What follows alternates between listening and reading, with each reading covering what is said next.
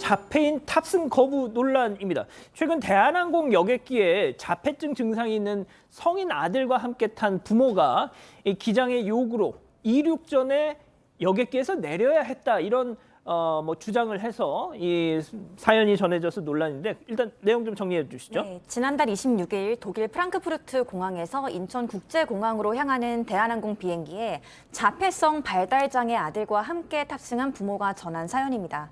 부모는 탑승 수속부터 검색대를 통과해서 비행기에 탑승하기 전까지 거듭 아들에게 자폐 증상이 있다는 걸 항공사 측에 알렸다고 합니다. 만일을 대비해서 탑승하기 전에 아들한테 처방약을 먹이기도 했는데 약효가 돌기 전까지는 아들이 기내를 돌아다니고 화장실에 들락거리는 등 4차례 자리를 벗어나는 문제 행동을 했고 항공기 밖으로 뛰쳐나가서 승무원과 부모가 쫓아가 데리고 들어와야 하기도 했다고 합니다. 그런데 결국 기장으로부터는 내려달라는 통보를 받았고 이들은 내려서 환불을 요구했더니 1인당 위약금 220유로, 총 440유로를 내야 한다는 안내를 받았다는 겁니다. 대한항공은 해당 승객이 항공 운항 절차를 위반했기 때문에 보호자의 통제를 따르는데 지속적인 문제가 있었고 안전상 필요한 조치였다고 밝혔습니다. 자, 이게 한 언론사, 방송사 보도를 통해서도 또 알려졌는데 이 아들, 이 처음에 이 보호자가 어디 커뮤니티에 올릴 때는 우리 아이 뭐 이런 표현을 해가지고 진짜 무슨 초등생 아이인 줄 알았는데 알고 봤더니 22살 성인 남성이었고 키가 180에 체중이 100kg을 넘는 정말 거구의 그런 성인이었습니다.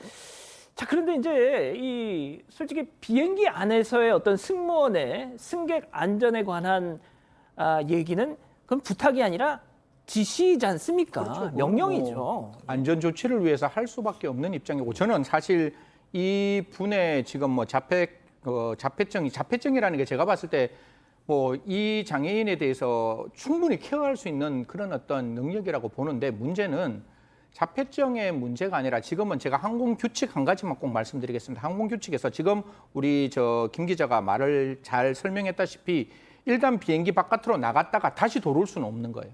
그러니까 여기서 가장 중요한 것은 그 항공기 안에서 여러분 돌아다니는 그 어떤 상황도 문제였지만 이미 한번 하기를 하고 난 다음에 다시 들어오는 상황을 과연 허용할 것인가에 대한 문제에서 그 부분을 허용할 수 없었다라는 점을 이야기를 하면서 대한항공청은 안전을 위한 하기 조치였지만 해당 가족이 겪은 상황에 대해서는 안타까운 심정을 밝힌다라고 하는데요.